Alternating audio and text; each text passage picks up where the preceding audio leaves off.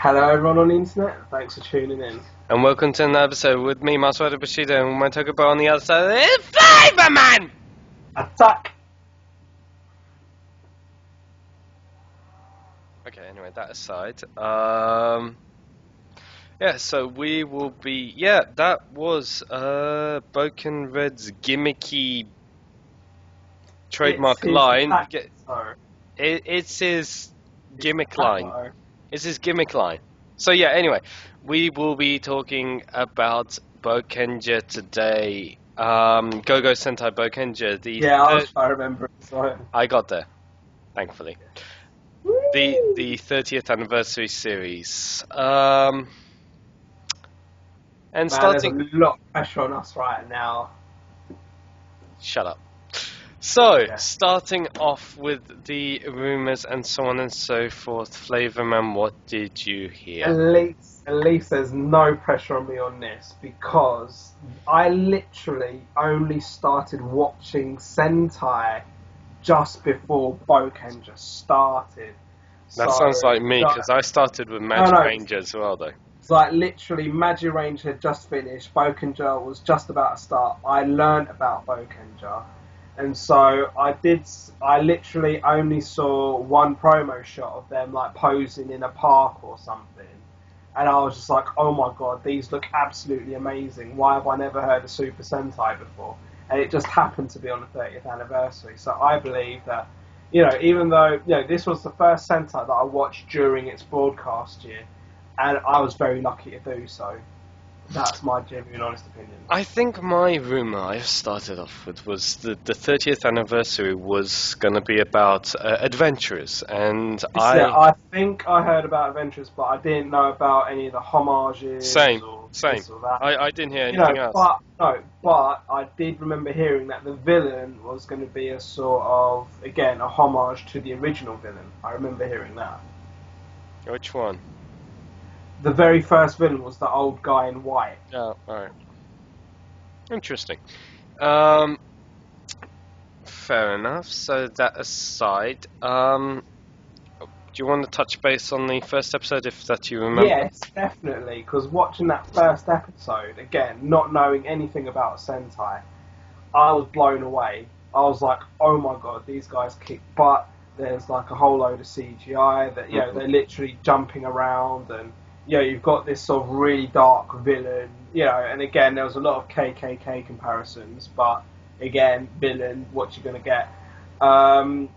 It just blew me away. And then I watched, I think, so I say just after Magic Ranger finished, I think Boukenger had already, I think it must have been a few weeks in.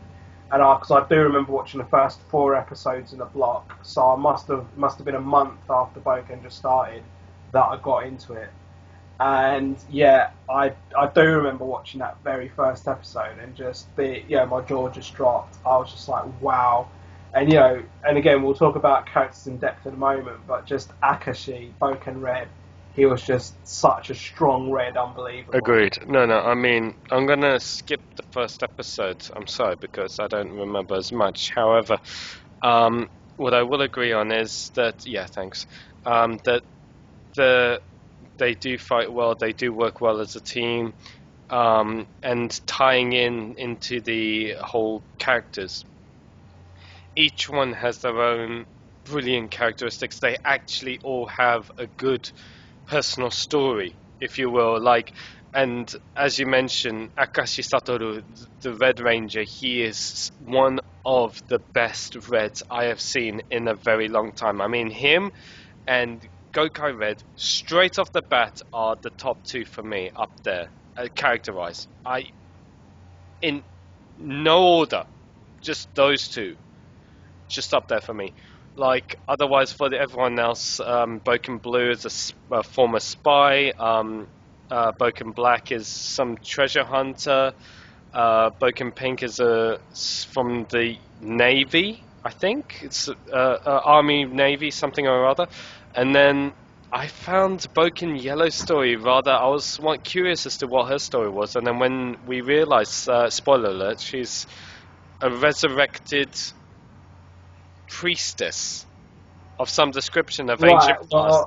I thought Again, that you're was. you're blasting through it, which No, is no, no, fair no, no, enough. no. I don't mean to blast. I'm just trying to mention about the characters and such, and that how each were able to deliver um, their roles and still have their own, backstories as well was fantastic.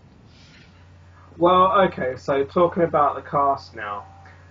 You got Akashi. Again, I don't really remember that much about his backstory, but just his persona. Again, he was very strong-headed. He was very sort of fixed. He knew what he was doing. He was very gung-ho. I really liked that about him. He was a very strong red. He knew what he was doing. He was in charge. He was large and in charge. I absolutely loved him. When it came to Boken Pink, though, I'll be honest. She was a fan favourite, but I didn't click with her. I don't remember that much about her backstory. And same, like when it came to Boken Blue, he was alright. He had the sort of aesthetic look, so he wasn't ugly, lol. But I'd say story-wise, it would come down, for me personally, it was about Black and Yellow. Because, Yellow, she was that kawaii type. And, she did have, like, some, she was a sort of priestess or something. And she did have such a backstory. But for me personally, it was Megumi, Boken Black. I loved how his story entwined with the Blue Tribe. I forgot their name off the bat. But, he was a very dark character. He was almost sort of, not jealous, but it was like, or I guess jealous of Boken Red. And he was always sort of like even though Boken Red was a really strong character, Megumi, Boken Black was just so, he was contesting with that. So, of course, Boken Red had to be strong. He had Megumi on his back, on his case, like all the time. Megumi was actually even though Akashi was a very strong red, Megumi makes it as my favourite character of this series, without a shadow. I mean, coming to the two support characters, you had some random old man who randomly came up with facts, and then that triangle computer character, which was voiced by a girl somewhere random. I don't know if you remember those episodes. But yeah, Oh, Mr. Voice. Mr. Voice, who was actually voiced by a little girl, which is quite ironic, really. I thought, again, they were very supplementary, really. How do you mean? Well, they just supplemented the story. You mean they unnecessary? Really, they did. No, not unnecessary. Like, you needed them there, but they didn't really. Serve There was their nothing purpose. really. They served their purpose. There was just nothing that grand about them. I think. Like, you could have replaced them with something else to do the same. No. I actually think that the guy in the headquarters, I think he gave off a good fatherly role, particularly to Boken Yellow. I think his words, his style, the way he was able to talk That's to kind of each. thing, but again, to jump to the American comparison, it was the father figure. So, you could have literally replaced him with something else. They could have done it, but a computer could have done his job. You could have got Datus to do his job, you know what I mean? But, I'm just like, it's almost like he was a step down from the mage in Zoo Ranger. It's nuts, They could have just given it, bear in mind this is our anniversary series and it was already, jam-packed as it was. But just they could have done something a little extra. I mean, Mr. Voice was quirky, fair enough. And then, and just to jump ahead still, the other character is Boken Silver. Now, Boken Silver... Yes, yes. I'll be honest, I don't remember the story, but I remember he had a good story. I remember liking him. I remember really liking that sort of Aibo, Aibo the dog look. If you want and it was really shiny and chromatic. If you want a comparison, sort of, Eiji, Takaoka Eiji, Yeah. his style of character was pretty much equivalent to Geki Violet's, sort of. No, I remember his style of character. I do remember his style of character. I just don't remember his backstory so much. Well, that's the thing. He was half human, half wolf, if you will. Right, because that's where I start getting confused with Power Rangers Operation Overdrive, where the Silver Ranger's from a completely different planet. Anyway, but I like the aesthetic. We'll talk about the suit later, but even character-wise, he was like very sort of tribal. Even when he wasn't in suit, he had his staff with him. I just honestly, I loved AJ. I loved his the moment he entered. He honestly, I felt he was a bit of a scene stealer. I'm not saying show stealer, but when he stepped on, he was pretty much like a scene thunder stealer, or fighting it with Red, if that makes sense, because he really did bring a lot of that pizzazz. At least there was camaraderie with Red and Very. Not just camaraderie, but also confliction as well, which I loved. There was a lot going on between. Go on. Shall we move on to the next category? The villains. Now, I remember almost everything about Same. And this is the very few series where I remember all 3 sets of There's villains. 4. Wait, let me start then. Because you've got one of the tribes which had the white hooded, almost The like guy I mentioned at the beginning, from like a KKK thing. Now I just got it. Yes. Then you had the ninjas squad, if you will, with the old sage that was pretty much like an owl. You had the blue shadow ninja-esque guy in the they were part of the same I group. know. And then also within that as well, there was that, Yeah, that female fan service. But yeah, She was really popular. It's weird because I didn't think she was that pretty. Yeah, but I didn't think she was that pretty in the series, but outside, like her idol shots were like, oh my goodness. And then lastly, you had that's where the 4th came in. Yeah, no, because you've only mentioned 2 so far. No, hang on a minute. And then you had mentioned the white, you mentioned the blue, and then you got the red guy. Yes. And I'll get to that in a minute. And then lastly, you had the guys from the future, if I remember correctly. Sorry. They were from space, I think. And then they get an upgrade, but we'll get to that in a minute. Right. But the brothers, basically. Right. You've basically got, again, I can only remember the name of the brothers. You've basically got the White Tribe, which was basically the ancient tribe that had been buried for so long, and then someone had discovered a precious. I'm sure this was a rip-off of Lord of the Rings. It is. Anyway, so they found a precious that revived them, and then they fought for another precious, and da-da-da-da-da. There was that White Doesn't Tribe. it sound like a Rita Repulsa for you? I see where you're coming from on that. Anyway, and then you got the Ninja Tribe, which again, they were led by an owl. You had the guy, you had the owl. You then had the guy that was always bickering with Boukenger Black, trying to get him on side. Yeah. And then, there was that, again, that kawaii girl. And then you had... Cousin no Shizuka. He had a really long name. That was her name. Cousin no Shizuka. Of her name. Her name. Well, anyway, then you had the red guy who basically had his henchmen. You mainly saw the white's henchmen and the red's henchmen. I don't think the blues had henchmen. No. Anyway, actually, no, they did. They had those. No, they only had Monsters of the Weeks. I don't know. I think they did have henchmen, but you mainly saw the red's henchmen with occasionally the white's henchmen, and then you got the Questors, who are 2 brothers. Questars. Questars. Stars or Questors? Questars. I guess it's the Questars. No, I'm sure it's Quest. I'm sure it was with an O. ER.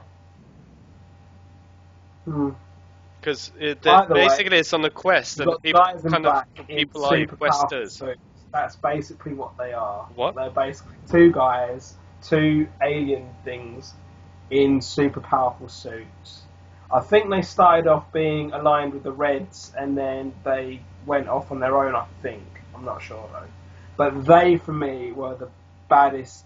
Apart from, like, Boukenger Black's chemistry with the guy from the Blue Tribe, I liked the Questars as villains. They were pretty sort of villainy. No, I think I love the chemistry. There was how you have, like you mentioned, the blue bad ninja, if you will, with Broken Black, but then also you have the chemistry between Broken Red and the And that red red guy, guy. Yeah, yes. there was that as well. And then You know, I'll on probably top of that, hang say on a minute. looking On back, top, though, I'll say looking back, I'll probably say that's probably a bit cliche, which is probably, like where I was familiar with Power Rangers anyway. I guess I didn't pay too much attention, but I do remember, there was a lot of bickering and, oh, come on, you're better than this, you don't need to be a bad guy, and he's like, I want to be super powerful. So, he was very typical cliche villain, and they did, and even though this was my first sort of year of broadcast Sentai, it was that, Red was trying to appeal to his good side, but just failed miserably, but what can you do? You can't win them all. I will then say, that, villain-wise, you just can't beat those two black guys. They were badass. but what's more, I do like those two Questars characters. But I just each villain had I their think that own. was meant to be a type of homage to Mega Ranger, though. Really? Because they had their, like, they had their Yes. Psycho Rangers. Well, that was what it was called in Power Rangers. No, but That, there was also like guys who had similar power. They kind of took the powers and made them evil. Blah blah blah. interesting. Did not know that.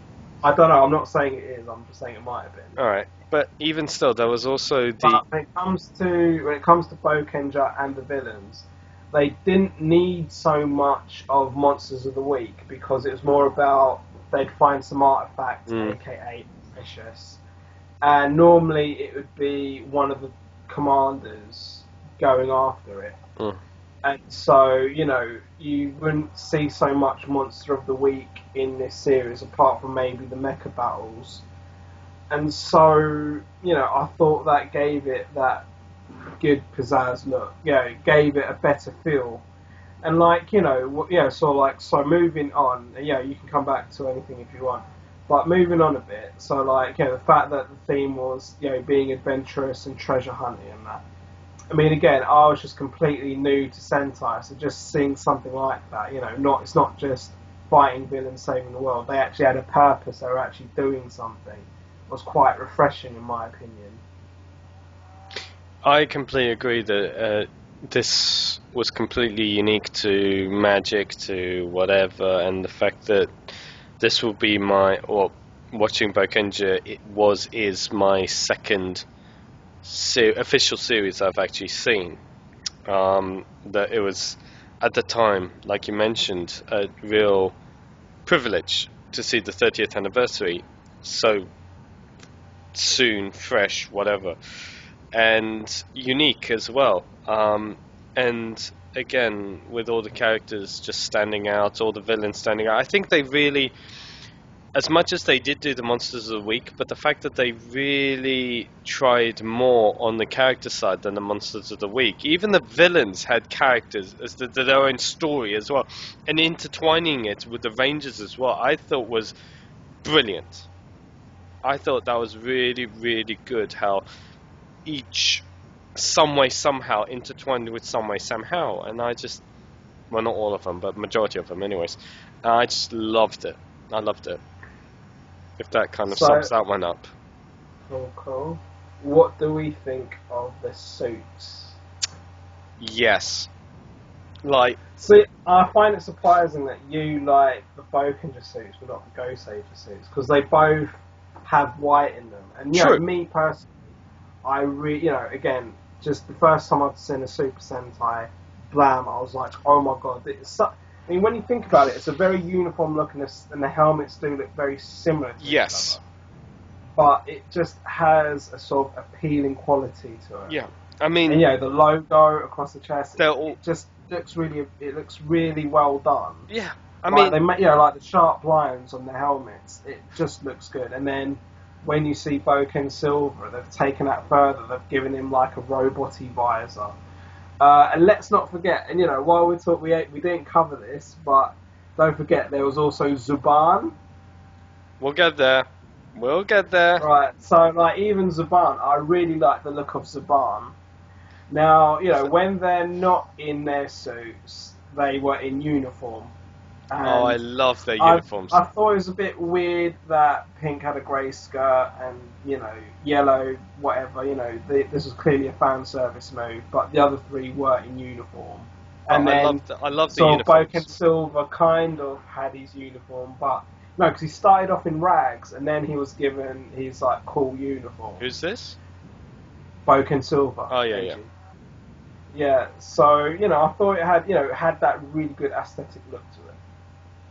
No, I mean, for me, starting off with the civvies, if you will, the casual look, I love the uniforms. But that's it, they weren't civvies, though, they were in uniform. No, but still, it's like, I liked how I think there was an episode where they were wearing civvies, I think. I don't remember, but still, no, I liked how they all had their civilian style uniform, if you will. It was so. Oh, it's such a good looking uniform. It was so good. And I don't know if anything can come close to something like that. I mean, Go on, LOL. no. I was gonna maybe put Deca Ranger or Yeah, Deca Ranger. maybe Geki, if I'm nice enough. No. I hate you. But besides that, yeah, the suits, amazing, honestly. And I love how the compass logo, Yeah, it really sort of summed up what the series was about. it's there, and it wasn't too much, if that makes sense. No, it wasn't. It was very subtle. It was very, and it basically made a It point that. complemented the lines on the actual mech on the suit. Yeah. Complemented. And it's like saying, yeah, this is us.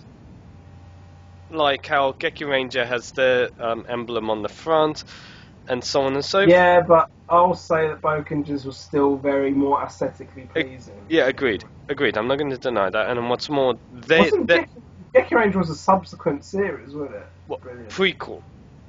No. Geki Before? Ranger was subsequent. It came No, after. sorry, after, you're right, yes, sorry. You're right, my bad.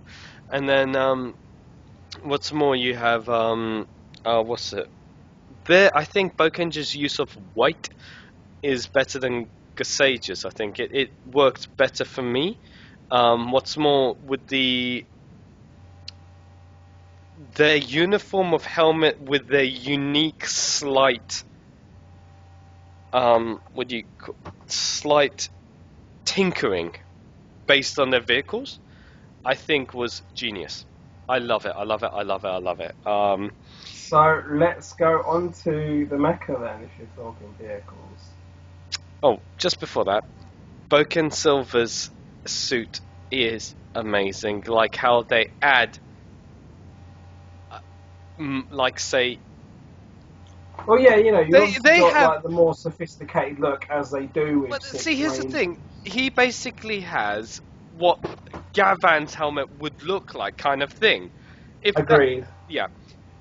But what's more, he has sirens on his shoulder. You'd think that would sound shit, but he pulls it off. They pulled it off. He has sirens on his shoulders, for fuck's sake, and it works. It just works. I don't know how, but anyway, mechs. Yes. I agree. Right. I need a quick deep breath for this. I mean, they have a lot, to be fair. And then they did do something with, like, Go Ranger in the film. No, Go Ranger was Go Kaija. No, but they did something that looked like the Go Ranger helicopter thing. That was Go Kaija. Don't forget, don't forget, because because you think, don't forget, Boukenger was the first series to do a 10 Mecha Zord. We'll get 10 right. Mecha. I'll get that. And then, because the 10th mech that attached to The jet. Bokeno, the mecha, the Gatai, was the wings, which kind of That was the 10th attachment. That was the 10th mecha. Right. Okay, here's the thing. Starting off with your base 5,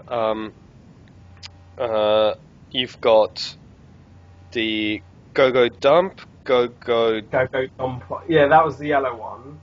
Dump. Well, you got. Okay, in Don't short, forget, their weapons were also based on their mecha as well. True, but we'll get to that. So you got Red's dump truck. You've got I thought yellow had the dump truck. no. Yellow has yellow has a bulldozer. Alright, fine. You've got a blue that has a VTOL jet. Black has a Formula One race car, which I don't know why, but anyway. And then you have pink that has a submarine. Yes. And then those combine into Daiboken, which means great adventure. Oh, yep, exactly. Which and then number 6 Hang on a minute. Orange Drill, which was like meh. But I liked story-wise how they had to train up to use. I mean, you know, because I think after Boukenger was aired, it kind of got a bit. You know, it's like, you know, oh, do you really have to train to use a mecha? Are you insane?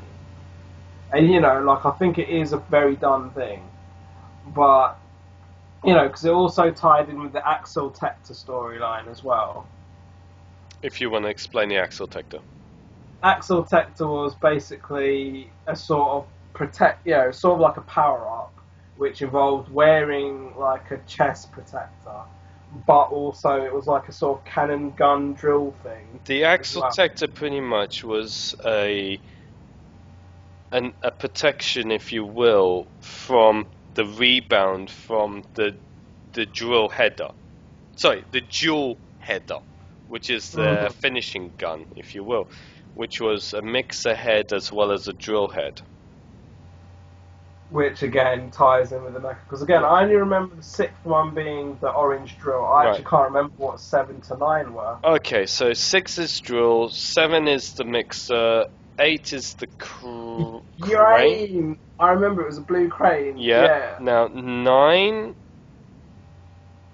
No wait, 8. 8 and 9. Hang on. 6, 7, 8. Yeah. Oh wait, because you said 7 was a mixer, 8 was a drill. So what was 9? I'm missing something. Hang on a minute. Well, while you're talking about that, I'm going to talk about afterwards. Well, you got. That was it. Oh, there was a new not bulldozer, but like a shovel. It was a shovel, mechanical shovel. That was it. And 10 is a fighting jet. Yeah, which again was their Go Ranger homage, because it had like the and it was sort of. It was to their movie. It was the thing. Right. A few things. One, when you have 6, 7, 8, and 9 combining into Daiboken, you get something called Super Daiboken. I'm sure it was a great Daiboken. I can't remember the names. Super Daiboken. Yeah. Right. And then which then you have the mixer and crane as shoes, effectively. And then after that, you attach the jet on with a new headpiece as well. And then you get Ultimate Daiboken, which is the Sentai's first ever 10 mech Zord, which I actually would have to say is the best. It looks good, doesn't it? It actually looks good. It's cohesive. But you see, like, you know, and this is going to sound negative, as we always do. I would have ended that there, but then they brought in some big-ass boat with additionals. But thankfully it didn't combine. Thankfully. I don't know, I just thought it was, well, regardless, I just thought it was a bit much. Right, so starting off with Siren Builder, you get Boken Silver's mechs, which is Gogo Fire, Gogo Ada, and Gogo Police, so an ambulance, police car, and a fire engine, which is a 3-piece mech. Honestly, I didn't have any. Ironically, a few years later, you got Tamika Hero Rescue Force, which did pretty much that. It's insane. With this, honestly, for Boken Silver, it was I'm sorry, it was a very. They could have done something so much better. For They Broken could have Silver. done, because Broken Silver's character was so good that they could have given him a better mech. Even give him Die Voyage. This battleship. Give him that. Their ultimate Megazord is a battleship on rollers.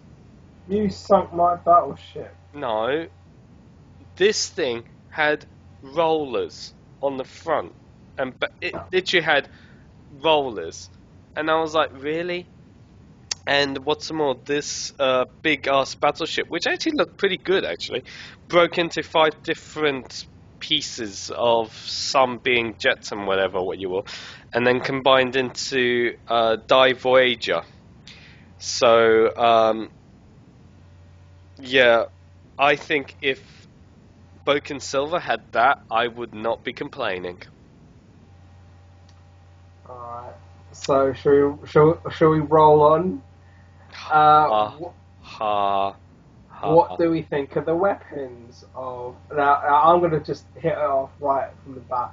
I only remember Yellow having scoops and Silver having his staff, which was really awesome. One thing I will mention, just going back to the mech, there is one episode I do remember where Yellow had a almost like a standalone episode, and there was a point where she came to the Rangers' rescue, but how does she come in true Yellow style fashion, where she came running in Daiboken, like Daiboken runs in to rescue, saying, "I'm here," and you see Daiboken waving, and I think I remember that. And then what's more, and you think it's so much stress on one ranger, but she's in her civvies driving Daiboken, and then, okay, I'm gonna beat all of you up, and then you just see her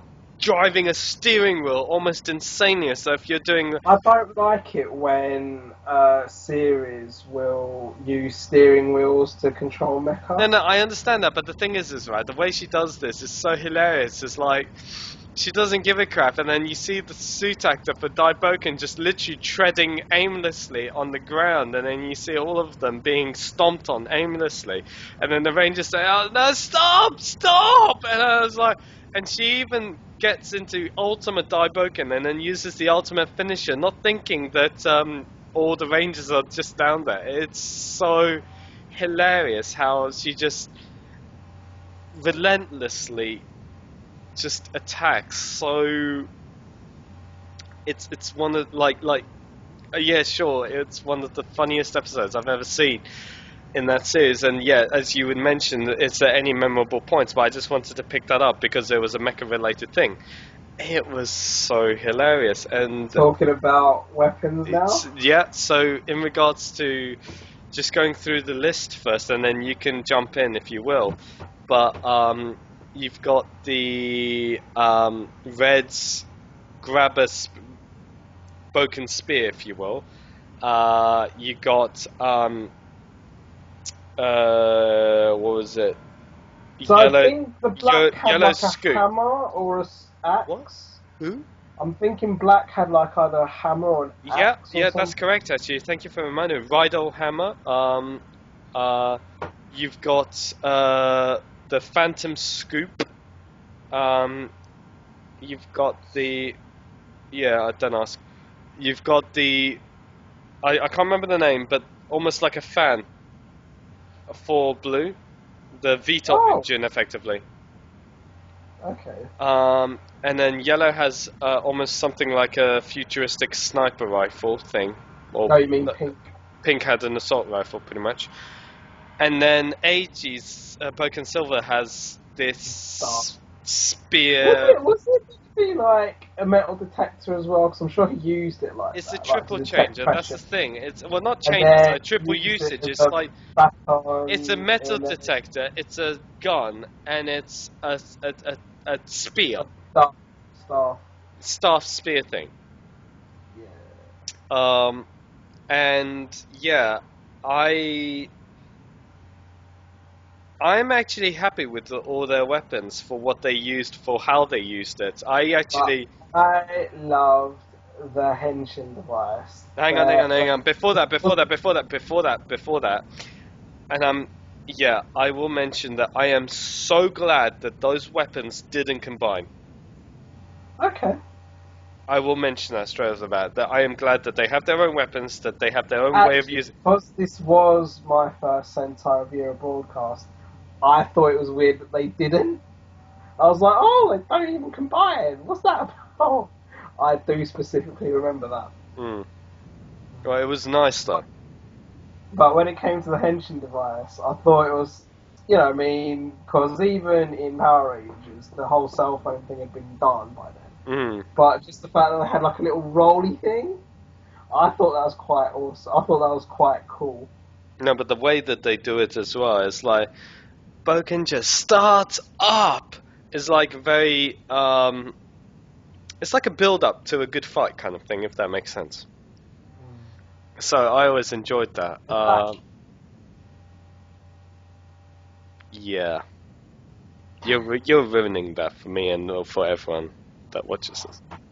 Oh, come on. I love Takashi in the way that he was so suave about it. He was just like, yeah, let's go into battle now. Anyway, right, where are we at? So, So can we actually remember about well, you've not watched any of the films, I guess. All I remember about their film was the fact that it had the jet in it. I really should remember more about their film, really. But I do remember. Say one thing I did. It was like the first sort of, again, this being just like the first of what I've watched of Sentai. It was pretty good. But then the crossover films.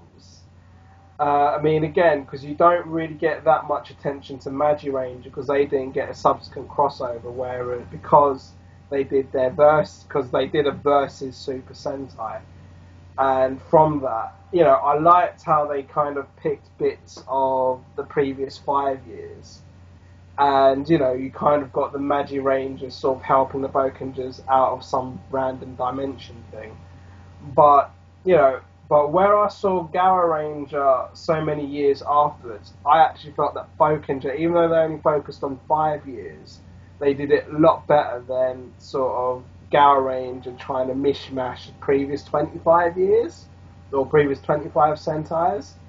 So I actually felt, even though they concentrated on the last 5 years of the 5 teams, they did it so much better.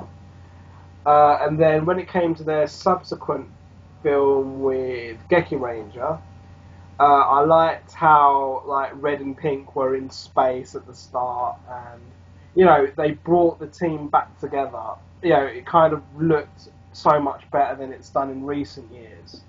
So I actually liked how they pulled that off. But when it came to the series, coming back to the series though, you know, I think like the Boken Yellow's origin story was pretty good. Megumi with the blue guy, the blue villain, but there wasn't any specific standout for me personally. What I will say is, just going back onto your Boukenger's official movie, the jet is able to combine with drill, mixer, crane, scoop to make Daitanken. Yes, I remember that. Yeah, so I thought that was interesting on its own, the fact that it had a function of its own, so that was good. Otherwise, now here's the bad thing. I watched the Boukenger versus Geki Ranger, however, I unfortunately don't remember that much of it, which is. I remember it was alright. And you know, this is obviously before Rio and Melee died. Spoiler alert. So you know, I actually thought, it was a good film. Mm-hmm. So, what do we think of the music of Boukenger? Right, so the opening is done by Nob, or Nobu, or however you want to call it, Nob, who also did I think this Gossager. was their first. This was his first, and I actually enjoyed it. Um, I thought it was a nice, pleasant opening. I thought it was so kick-ass because, again, first time watching Sentai. It's like, being used to Power Rangers, just, doing a spin on the Go-Go Power Rangers thing. Just seeing something just completely sort of like out there. It's like, okay, this is definitely different. And then when it came to the end theme, you know who it's done by, it was right? It was done by Psychic Glover, Who did the opening to? Their first song was the Deca Ranger opening. Now, the funny thing was even though there was Magi Ranger before Boukenger, where Boukenger was still airing, I completed watching Deca Ranger within a couple months, and that was while Boukenger was airing its first half. And so I was already familiar with Psychic Club like that. And then sort of, to be honest, it was a nice end theme, but I just didn't care for it. Because I much preferred the Deca Ranger opening anyway. No, I can see that. Because of who they are, you prefer the Deca Rangers version. Just to have some sort of bite to their music. Whereas, for me, the ending was too subtle. I think it was a nice mellow finish, if that makes sense. I liked watching the end credits video because they were putting together this ball thing. But the BGM, I don't really remember that much. Neither do. Oh, except one BGM I'll always remember is Boken Silver's intro. Oh, really? Yeah. Okay. I'm sorry, but it's like, and tying in with the memorable episodes or whatever is when Boken Silver comes in, and then you have him do not dramatic, but like his almost a slowed down version of Boukenger, start up, and it's so dramatic, but the way he does it is so oomph to it. And the music goes well with his feel. If that makes sense. So I just love that. With the ending, like I mentioned, that I see where you're coming from. That it's Psychic Lovers, that you'd think that they would do something with a bit more beat to it. And when you hear that it's Psychic Lover, you think Deca Ranger, you think Shinkenger opening as well. Fair enough. And for their first ending, if I remember correctly, that it's not bad as an ending, but it could have been done by someone else. And yeah, I know what you mean. So yeah, that's that for me. What do we think of the choreography of Boukenger? I loved it. I actually loved it. And I will be honest. No, I remember. I rephrase that. I liked the choreography, not loved, but liked. But here's the thing. I love the fact that how they used the wireworks only for, majority of the time, only for Blue, because he had that VTOL engine. They used he was flying around, wasn't he? Floating effectively, but at least it was hovering. Within use of his. It made sense. I remember what his weapon looks like now that you mention. But I will say, for me personally, I remember the first few eps, there was a lot of fight scenes, there was a lot of choreography, but then they kind of watered it down. Then you had Boken Silver come in. I remember a lot of choreography, and then they watered it down. And then when it came to the final eps, especially when Red and the Horn Devil guy were facing off, there was more choreography around that. Otherwise, it was very sort of patchy, in my opinion. So you feel it wasn't consistent. Because again, bearing in mind, this isn't a martial art theme Sentai. And, they weren't, and even, if you take, for an example, Zoo Ranger, they weren't, they weren't very fighting-based, but they did a lot of fighting. Whereas, obviously, if you're going to go the route of Dire Ranger, or, I think prior to Boukenger, it's very hard to pluck one out prior Boukenger, but even post Boukenger, you got Geki Ranger, you got Shinkenger, you got Ninja. These were very, bearing in mind that this wasn't, I thought it was quite original that this wasn't so hardcore on the fighting. One thing I will say, I don't know where in the category this would lie in, but just after the choreography you mentioned, because honestly I don't have any more to say on it. I agree that it felt more story heavy than the choreography. It's like story then fight. But I'll agree with that, and I don't think that's a bad thing. No, it's not, because the story was so good. There wasn't that much, apart from when it was for like some sort of wow factor.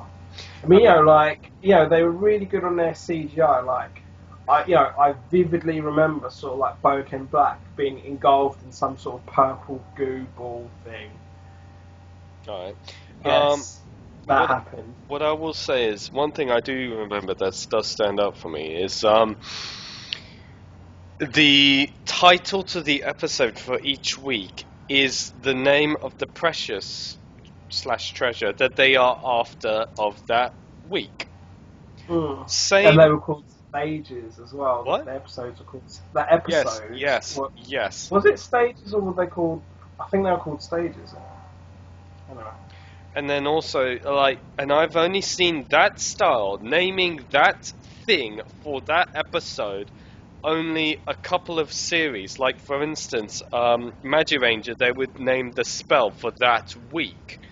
For what was it? But as well, I mean. Sorry, 1 second. For Gokaiger, they would give the clue in that episode as well. So that's why I find it interesting. I like that subtlety that we get a slight hint as to what we're in for rather than like a real throw in your face. At least it's a list of the preciouses that we're going to be getting. I like that. I actually like that. So, what do we think of the locations of Boukenger? It was very mixed. Of course it was, because I think that their locations were based on what villain they were fighting that week, like which tribe they were fighting that week. For instance, I would find, when they were fighting the blue tribe, it was sort of like a more sort of forest typical, like a sort of cultural look, like a sort of very Japanesey fight scenes. Whereas when they were fighting the white guys, it was more coastal. When they were fighting the red guy, it was sort of like mostly in car parks and stuff. But when they were fighting the Questors, it was mostly amongst the general public in cities. So, the fact that they were fighting different people, I felt that the locations were influenced as such, and that gave it, it didn't get stale. And when you come to the base, it looks lush. It looks like a proper base. It looks like a sort of bat cave, if you will. Agreed. Even specifically, something we don't normally talk about, the cockpits of the mecha. It's got that generic look, but it looks polished. Saying that about polished, right? I love their base. I love Sarge's Rescue. SGS. Sarge's. Oh, I always read it as SGS, but yeah, alright. And it's just I say Batcave, it was several floors up in some random building. But what's more, what I found was one thing that, now that you mention, you reminded me that stands out, but I think it didn't have to be there, is Zuban. I thought Zuban was funny. See, I think Zuban felt like a very. They could have done the story without him, but the fact that it was there, it was it just run around charging around and stuff. I felt Zuban was like a quiet, almost like a monotonous status, if that makes sense. Well, I can see what you're trying to say, but I disagree with you. I'm no, he was, he was nowhere, he wasn't, as necessary as Datus. You know, I mean, Datus had to be there to guide the Rangers because that Master Header weren't there, but you've got the fact that, you know, he was just a sword that in the stone, if I remember correctly. I just remember him being a big ass sword, which doesn't make sense, you know, unless you want to go down the anime route, which Shinkenja kind of did with their massive sword. But And you then got, but you know, this sword was so big it was able to turn into a robot. humanoid. Yeah, an actual human, yeah. Which, or not human, sorry, just Well, the sword that pretty much transformed into a robotic thing. nutter. Yeah, and it's like, keep on going like, zun, zun, zun, bang! And I was like, what? I thought that was quite comical because, again, don't really see that sort of thing in Power Rangers. So I thought it was quite comical. It was unique. I just, like... So, but- we think? So, what do we remember? So, sort of moving on. What do we remember about the ending of Boukenger? What I do remember is when the white leader, the white tribe leader, he pretty much... Becomes a super. Well, he ODs himself with the same system as he has given to the Questars. And that was absolutely interesting to see him. But then you also had that owl thing become a big thing. You mentioned the owl thing going all nuts. Yeah, he became some big ass owl monster. I can't remember if he was forced into becoming... No, because he was like quite zealous because of the fact that, you know, he kept, you know, it was almost like a joke that the other two, you know, like his two commanders would just carry him around like a pet. Mm. And then it was something about some ninja scrolls that were kind of precious, and boom, he became a big owl monster. But then the demise of the red guy was pretty, oh my god, he learned a lesson, I think. And then he went. What else? I'm just trying to think if there was anything else I feel... Alright, while you're thinking, That's I'm dangerous. going to talk about Power Ranger Overdrive. Oh, no. Operation Overdrive. Because this was a really poor attempt. I mean, basically, you know, Mystic Force, I saw bits of it, it was like meh, but when Operation Overdrive kicked in, it had so many plot holes, it didn't make sense. There are a few good aspects to it, fine, like they had the underground base. The Overdrive Red or whatever the hell they were calling the Rangers, I can't quite remember. He turned out to be an android, which really wrecked it. The one thing that really gets criticised is the fact that even though this was the 30th anniversary for Sentai, this was a 15th anniversary for Power Rangers. So they brought in like an Alpha 7 or something. And they brought back Johnny Young Bosch, which was actually a really good episode. Because lately, you know, in the recent years, you always get stunt doubles, no one does their own stunts or choreography. You got Johnny Young Bosch appearing in his episode. Black Ranger. And you see him, Series 2, Mighty Morphin, second Black Ranger. He just kicks butt and he comes out with some sort of cheesy one-liner after he kicks butt. And, you know, I didn't like the story behind Overdrive Pink. You know, she was meant to be a university lecturer, but she was only 18. Doesn't quite make sense. I think she was meant to be a gifted student. And, you know, I kind of thought, you know, the guy that was helping them, he was meant to be the android's father. He was kind of cool. He had a butler who was the comic relief. And then I liked how Operation Overdrive had an original villain in this blue guy.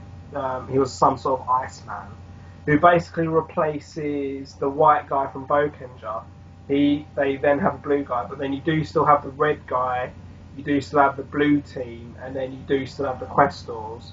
But again, I think where they were massively hacking down the number of episodes, they didn't really get a chance to explore anything. But at the same time, this being one of the mid-Disney series, it was pretty poor in my opinion. And it was just yuck. And you know, they added like all these extra gadgets, like they had like a little car thing that they morphed in, and they became like a super robot ranger. That just looked yuck. The CGI on that looked yuck. What I will say is, So that's my roundup of Operation Overdrive. Yuck. cool.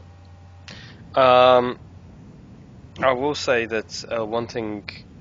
They did have a good OP though for Operation Overdrive, but you either liked it or you hated it.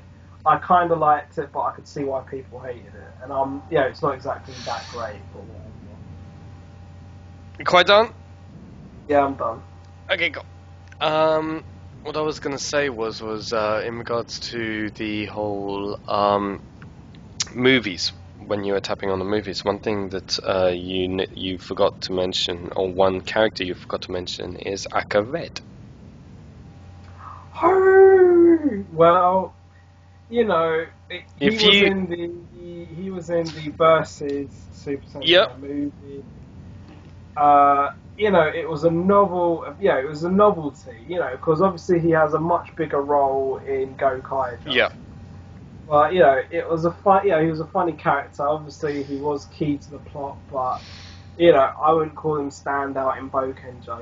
He True. had like a funky Super Sentai address book, and he was able to call upon every power of every Red Ranger. That was cool. But there's not really that. I mean, unless you probably want to talk about him, seeing as you brought him up. No. I just thought it was a bit of a slight significance, seeing as it slightly ties into what we talk about, especially when we did Gokoja as well.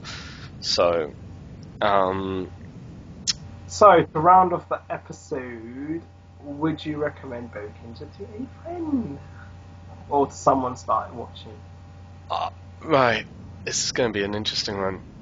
Because for me, again, I've said it a million times already, this was the year that I started, it was Boukenger broadcast year that I started watching Super Right. Sentai. I'll let you lead this one. You lead this one. You can't really do this as a starter Sentai because there's so many references to old. But then if like how it ended up for me, exactly, if someone's a Power Ranger fan, it might be worth sort of throwing them into Boukenger. But I just think there could be others specifically you could show them, whereas Boukenger, it's like, it's a really great series, and then if you show them like another series that doesn't have that much pizzazz, it will sort of dishearten someone as they go along. I mean, because again, where I went from Boukenger to Geki Ranger, again, I found Geki Ranger such a slow start, bearing in mind that Boukenger was such high energy. Right. What I will say is, of course I will recommend this to diehard Sentai fans. No doubt about it. Yeah. I will also recommend it to second-time, third-timers. Right. I will also, and with reasons to come, I will recommend it. What are you bloody looking at? Sorry, there's a mosquito flying around. Go on. Carry on. Sure? Yeah, I'm not done, but you can carry on. Oh, you made me lose my fucking. Right, so. You were saying about second and third timers. I see it. Yes. Anyway. Carry on. Anyway, with first timers, wait. With first time Sentais, if you like a good story, I would say this is good. Like, for instance, if you don't mind not getting the reference to previous Sentais and so on and so forth, go for this. I would say this is a good standalone Sentai series, like Gokaiger is a good standalone Sentai series. And I will say this is probably good for all ranges of Sentai fans, really. First timers, second timers, third timers, really, to be honest. And even maybe a bit of young Sentai fans as well, for the whole adventure aspect as well. I mean, that's my real conclusion for that. Also, hmm? let's make this alright. So, if Flayvaman does not have anything else that of which to say, which I didn't think so, then that has been our episode today of Gogo Sentai Boukenger, and as always, do like, comment. You trying to ruin my moment? You trying? It's my moment. Mine. Anyway, so as always, do like, comment, type, whatever, subscribe, the usual thing right down below. As always, I have been Master Rider Bushido. He's been my Toku annoying bro from the other side of Earth, that playing Flayvaman! And as always, join us next time, and as always, visit him! To the cam. See you next time.